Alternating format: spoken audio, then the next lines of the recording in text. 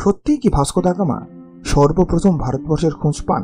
আসলে এই তথ্যটি পুরোপুরি সত্যি নয়, কারণ ভাস্কো দা গামার আগেই ভারতে আগমন ঘটেছিল আরাবিয়ান মঙ্গোলিয়ানদের। তার সাথে সাথে এসেছিলেন আলেকজান্ডার দ্য গ্রেট। কিন্তু তারা কেউই সমুদ্র পথে আসেননি, তারা সবাই এসেছিলেন স্থলপথে।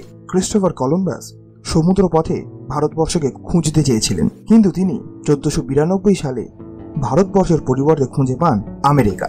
অবশেষে 17 মে 1498 সালে ভাস্কো দা গামা সমুদ্রপথে ভারতের কেরালা রাজ্যের অন্তর্ভুক্ত কালিকট বন্দরে এসে পৌঁছন।